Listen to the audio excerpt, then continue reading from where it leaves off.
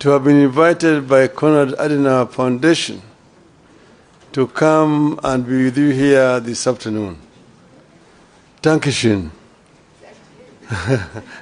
That means thank you very much.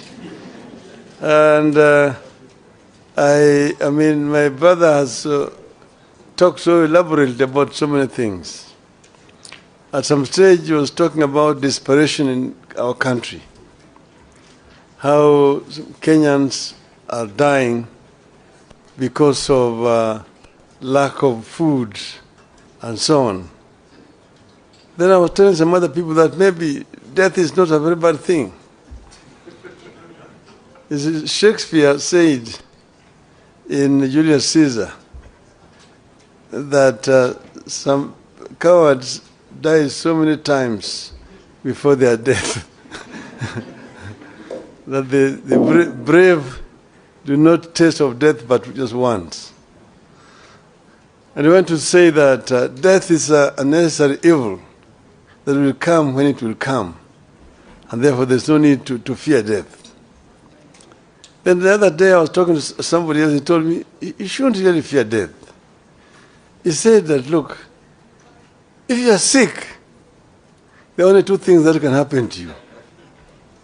Either you will be treated and you will get well, they have nothing to fear. But if you don't recover, then you will die. If you die, there's nothing to fear. Why? Because you will either go to heaven or to hell. If you go to heaven, there's nothing to worry about. You will be okay. Even if you go to hell, there's nothing to worry about. You'll find so many of your friends.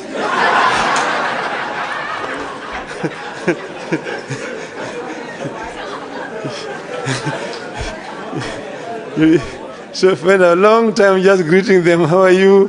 How have you been here? Before your time for the fire comes. So therefore, don't fear. You have nothing to fear as Kenyans. We will succeed in the long run. Now, I think this foundation has done a very good thing to choose to hold this conference. And they have told me that they're going to make it an annual event.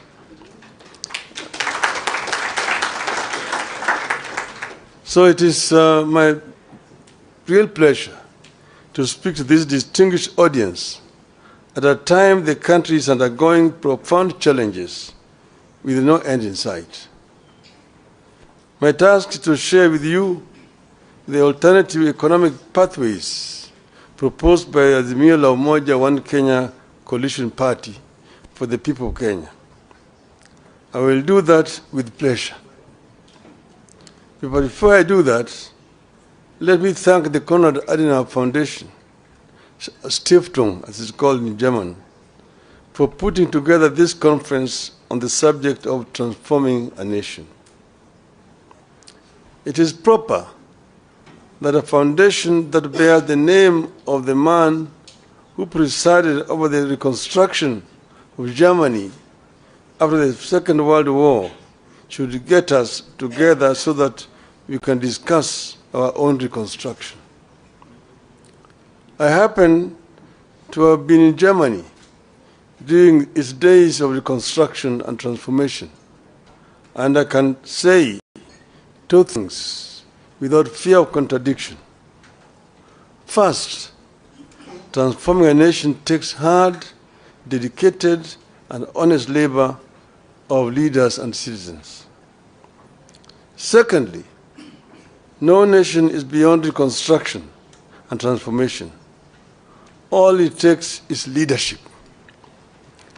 And I arrived when the war had ended, the Marshall Plan had been introduced, and the work of reconstruction was in its second phase.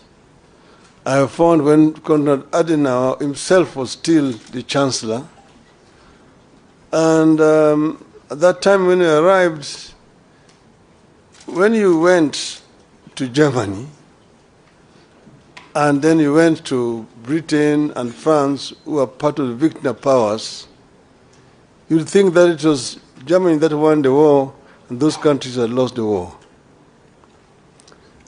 But Germany had been devastated. Most German cities were bombed, some of them nearly to the ground. There's a city in the eastern part of Germany called Dresden.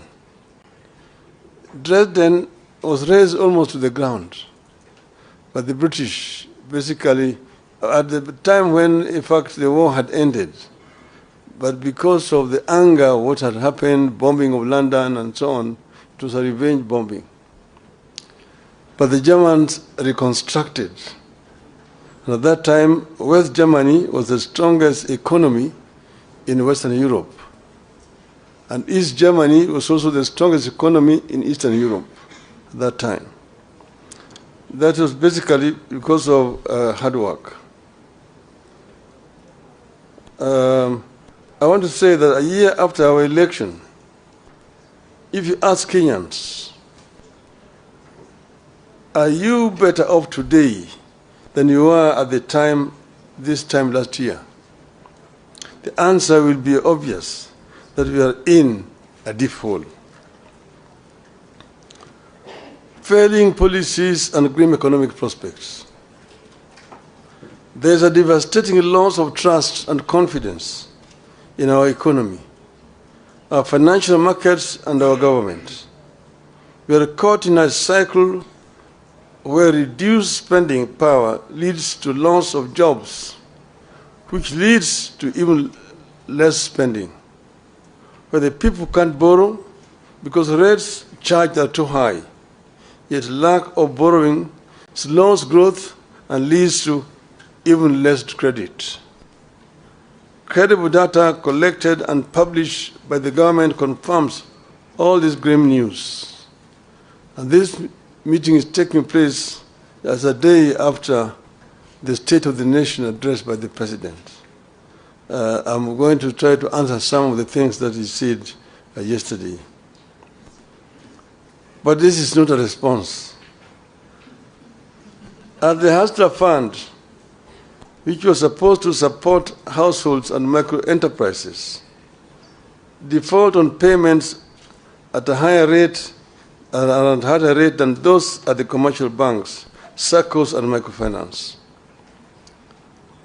Out of the Hustler Fund's outstanding, that is 10.2 billion shillings worth of loans in the last 9 months, 29% is deemed to be portfolio at risk, implying it has not been serviced by the borrowers as per agreed schedule. This means that borrowed amounts worth about 2.9 billion shillings in Hustler Fund loans fall in the category of non-performing loans. Job cuts are back to the rate where they were during the COVID. According to the CBK survey, more than a quarter of chief executives expect to cut jobs before the end of the year because of increased operating costs and softening demand for goods and services, setting up families for a gloomy festivities period. The Central Bank of Kenya is the survey that targeted CEOs of more than 1,000 private sector firms through online questionnaires shows that 26.3% of those surveyed expect to cut their workforce between now and the end of the year, while 63.5% will not be hiring any new staff. At the Nairobi Security Exchange, some 6,256 foreign investors fled in the last 9 months.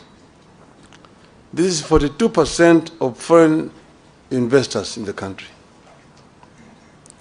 This exodus is a result of the rapid but unstable tax policies that are scaring away foreign investors and leading to low revenue collections.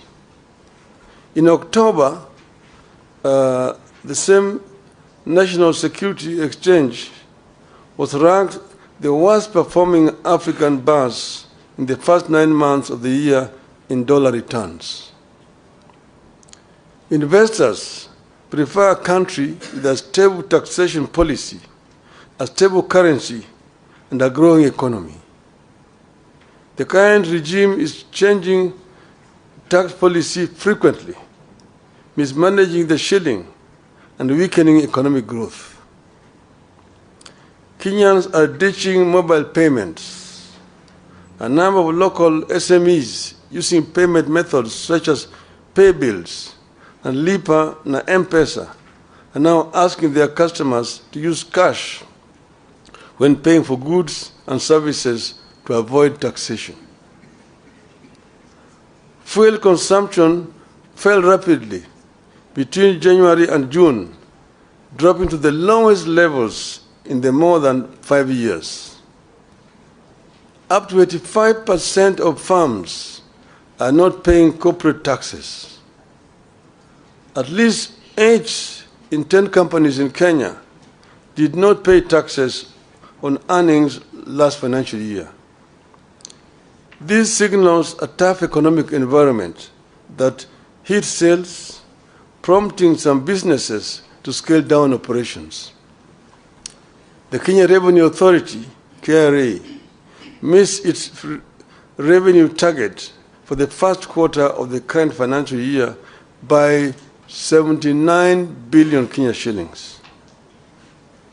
Of course, the story of the Kenya shilling on a free fall bears no repeating. It is obvious to everybody. From 120 to the dollar to now 159. I could go on, but I beg to stop there so that we can get into what Azimio thinks.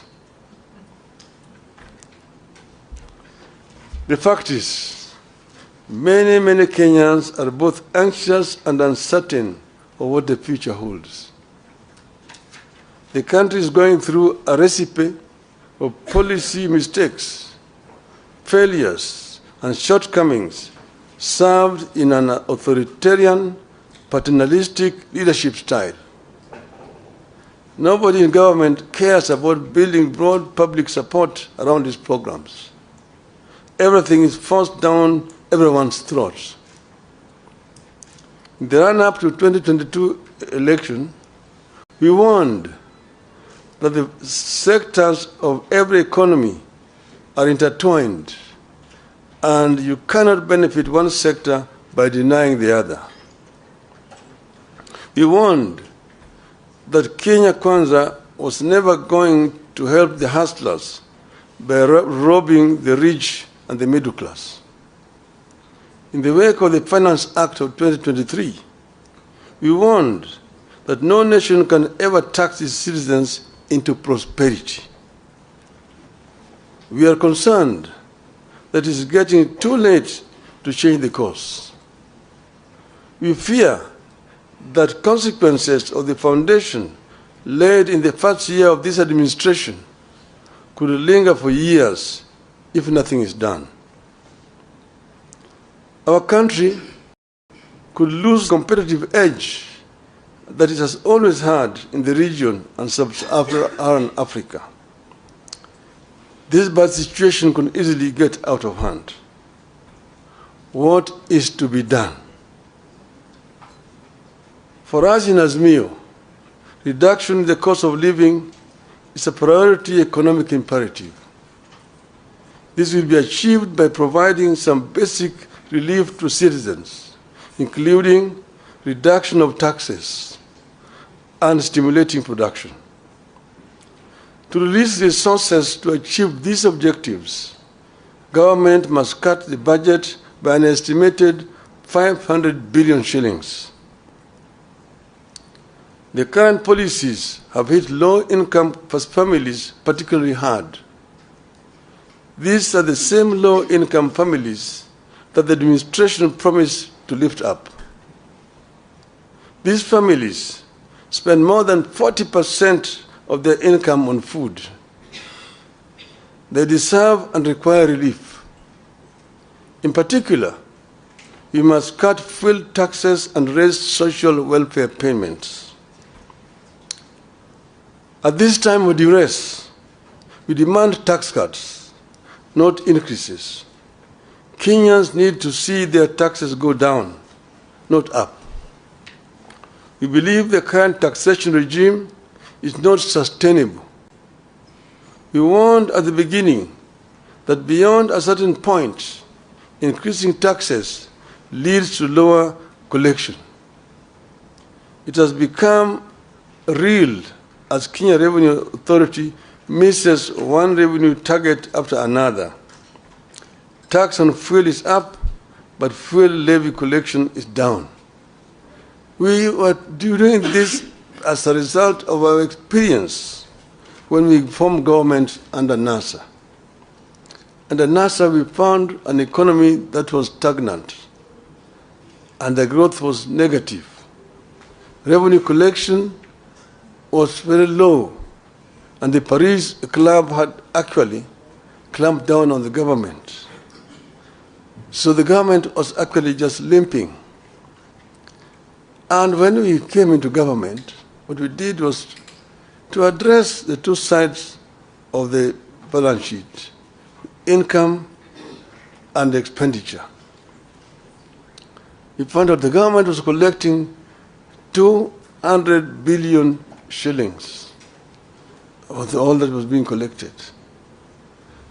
We looked at the sources of revenue, customs duty, income tax, the VAT, and so on.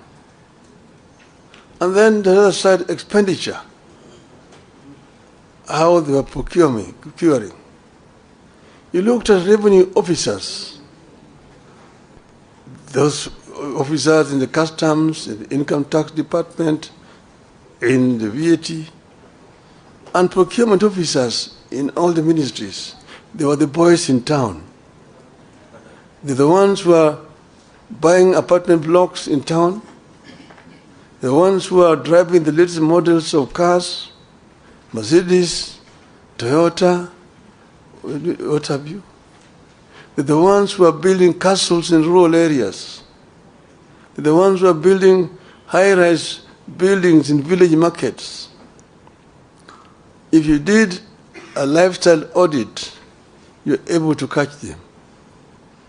And we did lifestyle audits and caught very many of them. We sacked some we sent to jail. And all of a sudden, revenue rose up. From 200 billion shillings, within the 6 months from January to June, we went up by 100 billion shillings. We collected 300 billion shillings. So we said, the answer is not to increase taxes, but to spread out, widen the net, and lower the taxes, and we get more revenue. The following year, it went 500 billion, 700 billion, 900, we reached $1 trillion. We were able to finance most of our budget from local resources without having to borrow from donors. 95% of our development expenditure was coming from local revenue. And that's why we were advising the inadvisable that you don't have to increase taxes to get revenue. Procurement, because you can raise revenue, but it all just goes into people's pockets. We found that under Moi, there was a procurement law which says that any item above 100,000 shillings had to procure competitively. In other words, you have to advertise in at least 3 newspapers. And there must be at least 3 bidders, and you procure competitively. Each and every ministry has a procurement officer, seconded from the treasury, who was in charge. We found that Each procurement officer had 3 companies registered. And there was a kind of a cartel and a collusion. The one in Ministry of Finance is supplying Ministry of Education. The one in Education is supplying health. One is health is supplying roads. One road is supplying agriculture. And if you are the tender, there will be 3 companies. All those 3 belong to one person. And because the building, the commission, which is shared among various commission officers. An item that's supposed to be procured at 100,000 shillings goes for 5 million shillings. And that's where the money is being lost. These ones, again, we did lifestyle audit. We sacked some of them. We jailed some of them. The government was now procuring competitively. And that is how we manage that economy. So you need to stimulate production. Interest rates need to come down in order to stimulate economic activity.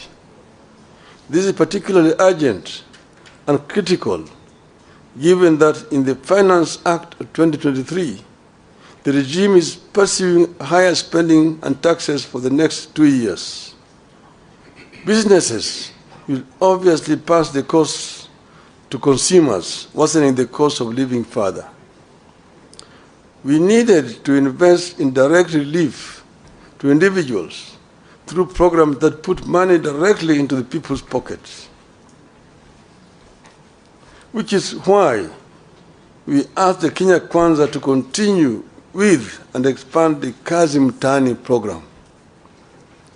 And it can be expanded the way we did it ourselves there, Kazi kwa vijana, to the rural areas as well. Investment in labor-intensive programs like road construction, rural water systems, afforestation, and so on. This has proven over the years to yield positive results. We believe that putting money into construction of schools' infrastructure would yield better returns than the construction of houses through taxation. Kenyans deserve a raise in the average minimum wage. We should also stop mismanagement of public finances. The country must embrace better fiscal discipline. We do not have to increase our budget in order to look important. State Department with overlapping functions need to be scrapped. Why do we have coordination of international development partnerships at both the Deputy President's Office and the Ministry of Foreign Affairs, complete with budget lines, while the National Treasury also runs an external resources department? At the same time, we need to stop duplication of devolved functions at national level.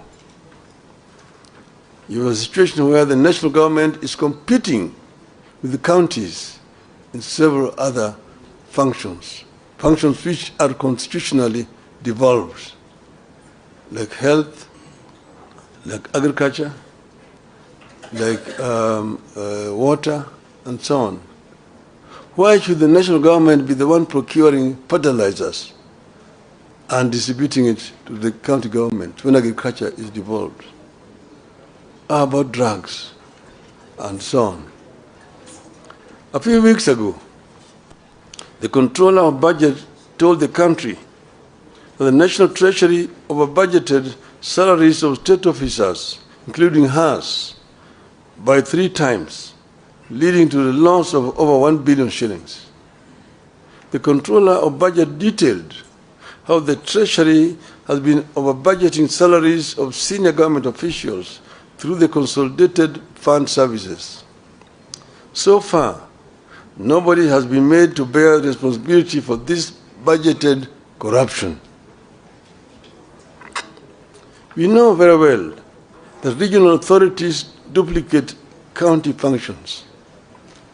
Where do we retain them? Complete with budgets. To those doubting Thomases within the regime, these measures above will release the estimated 500 billion shillings required to bring back the economy on an even keel. Realistic debt management. Currently, Kenya is caught in a debt rut where it has resorted to borrowing more to repay debt. It makes no sense to us to borrow more to repay debt when debt is already too high. It amounts digging when you're already in a deep hole.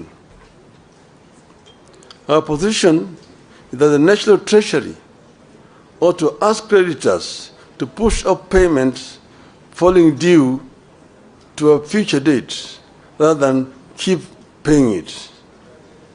This is what people do when they have a crunch in their finances, but know they can pay later when their income is higher. Rescheduling debt is not at the same time as the same thing as debt default. People default when they are bankrupt. Kenya is not bankrupt. Kenya should not default. By rescheduling debt payments falling due, the government can forgo punitive